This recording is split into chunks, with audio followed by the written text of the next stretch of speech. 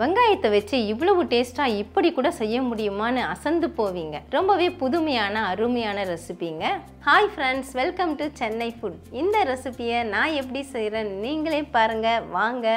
இந்த ரெசிபி செய்கிறதுக்காக நான் 1 கிலோ பெரிய வெங்காயம் எடுத்துருக்கேங்க. இந்த வெங்காயத்தை நல்லா சுத்தப்படுத்திட்டு தோலெல்லாம் நீக்கிட்டு கழுவிட்டு சுத்தமாக தொடச்சி எடுத்து வச்சுக்கோங்க. நான் எல்லாத்தையுமே சுத்தம் பண்ணி எடுத்து வச்சுருக்கேன். இப்போ இந்த வெங்காயத்தை நம்ம ரஃப்பாக கட் பண்ண போகிறோங்க. ஒரு வெங்காயத்தை 4 இல்லைன்னா 6 வெட்டிக்கிட்டா போதும். இந்த மாதிரி வெட்டி எடுத்துக்கிட்டாலே போதும். நம்ம இதே மாதிரி எல்லாத்தையும் நம்ம கட் பண்ணிக்கலாம்.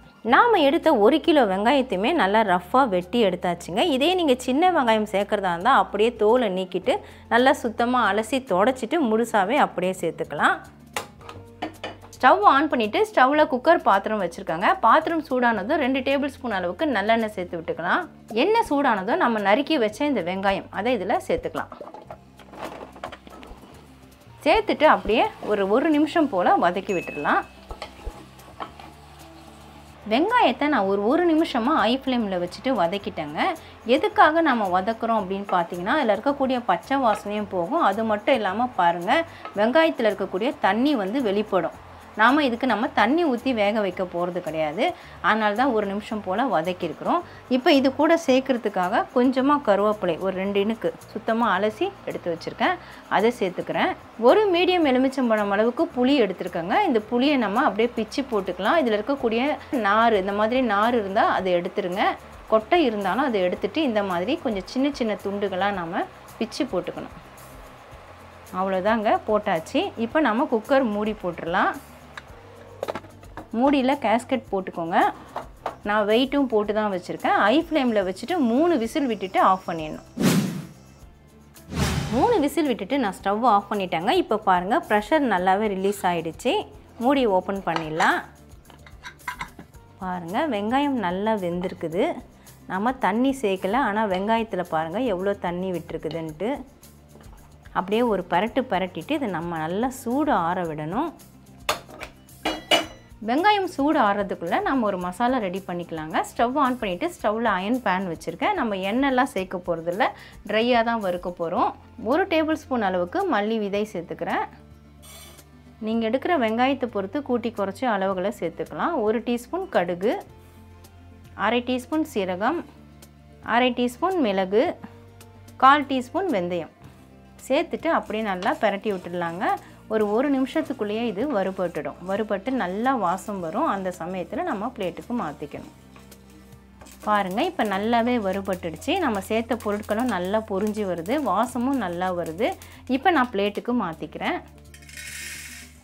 பிளேட்டுக்கு மாற்றிட்டு ஒரு 5 நிமிஷம் நல்லா சூடு ஆற விட்டுடுங்க. வறுத்து வச்ச பொருட்கள்லாம் இப்போ நல்லாவே சூடு ஆறிடுச்சுங்க. இதை நம்ம மிக்ஸி ஜாருக்கு மாற்றிக்கலாம்.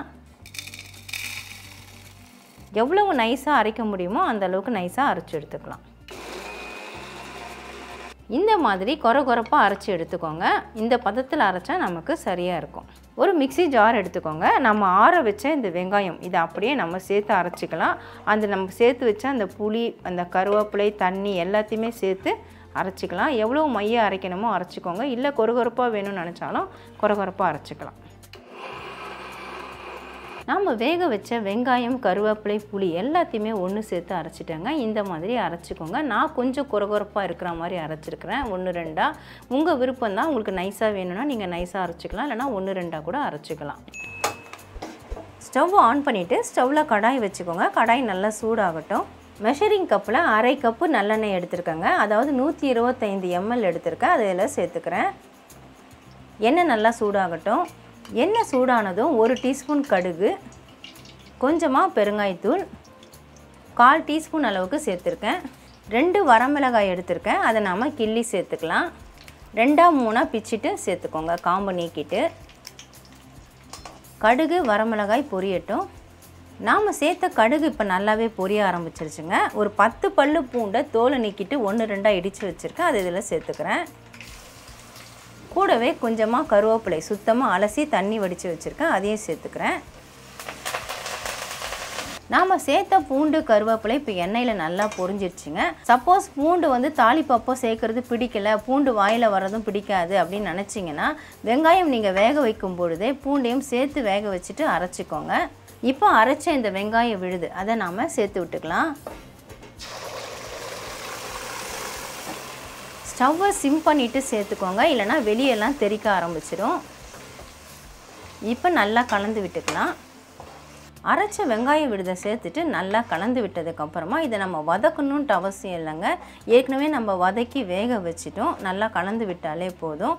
அதில் இருக்கக்கூடிய ஈரப்பதம் தான் நமக்கு கொஞ்சம் வற்றி வரணும். இப்போ நம்ம மிளகாய்த்தூள் சேர்த்து விட்டுக்கலாம். 2 டேபிள் ஸ்பூன் அளவுக்கு தனி மிளகாய்த்தூள் சேர்க்குறேன். நீங்கள் எடுக்கிற வெங்காயத்தை பொறுத்து சேர்த்துக்கோங்க. 1/4 டீஸ்பூன் மஞ்சள் தூள். உப்பு தேவையான அளவு சேர்த்துக்கோங்க. நான் 2 டீஸ்பூன் எடுத்திருக்கேன், அதாவது ஃபுல்லாக எடுத்துருக்கிறேன். தூள் உப்பு தான் சேர்க்குறேன். இப்போ நல்லா கலந்து விட்டுக்கலாம். ஸ்டவ்வை லோ ஃப்ளேமில் வச்சுக்கோங்க. ஹை ஃப்ளேமில் வச்சிங்கன்னா வெளியெல்லாம் தெறிக்க ஆரம்பிச்சிடும். அப்படி ரொம்ப தெறிக்கிற மாதிரி இருந்ததுன்னா நீங்கள் தட்டு போட்டு மூடிட்டு அப்பப்போ திறந்து கிளறி விடலாம். மசாலா சேர்த்துட்டு ஒரு 5 நிமிஷமாக நான் கலந்து விட்டுட்டு இருக்கேங்க. அந்த வெங்காயத்தில் இருந்தக்கூடிய அந்த ஈரப்பதம்லாம் வற்றி இப்போ பாருங்கள் ஓரளவுக்கு நமக்கு திக்கான ஒரு கன்சிஸ்டன்சி வந்துருச்சு. இப்போ உப்பு காரமும் நான் செக் பண்ணி பார்த்துட்டேன், எனக்கு கரெக்டாக இருக்குது. சப்போஸ் உங்களுக்கு குறைவாக இருந்ததுன்னா மிளகாய்த்தூளும் தூள் உப்பும் சேர்த்துக்கோங்க. உங்கள் உப்பு காரத்தை பொறுத்து நீங்கள் சேர்த்துக்கோங்க. இப்போ நம்ம அரைச்சி வச்ச இந்த பொடி அதை இதில் சேர்த்துக்கலாம். சேர்த்துட்டு நல்லா கலந்து விட்டுடலாம். இந்த மாதிரி வெளியே தெறிக்கும் பொழுது கொஞ்சம் தட்டு போட்டு மூடி போட்டுட்டு ஒரு நிமிஷத்துக்கு ஒரு முறை இல்லை 2 நிமிஷத்துக்கு ஒரு முறை அப்பப்போ கலந்து விடுங்க. இன்னும் கொஞ்சம் எண்ணெய் தெளிஞ்சு வரணும். இப்போ பாருங்கள் நம்ம சேர்த்த வெங்காயம் நல்லா அந்த தண்ணியெல்லாம் வற்றி நல்லா திக்கான ஒரு கன்சிஸ்டன்சி வந்துடுச்சு. அதே மாதிரி நம்ம கடாயில் பார்த்திங்கன்னா ஒட்டி பிடிக்காமல் வருது பாருங்கள். இதுதான் நமக்கு சரியான பதம். இதில் புளிப்புக்காக நம்ம ஏற்கனவே புளி சேர்த்துட்டோம். இந்த புளிப்பு உப்பு காரம் எல்லாத்தையும் பேலன்ஸ் பண்ணுறதுக்காக 1 டேபிள் ஸ்பூன் அளவுக்கு நான் நாட்டு சர்க்கரை சேர்க்குறேன். கண்டிப்பாக இதை சேருங்க, டேஸ்ட் ரொம்பவே நல்லாயிருக்கும். இதை சேர்த்துட்டு நல்லா ஒரு தடவை கலந்து கொடுத்துடலாம்.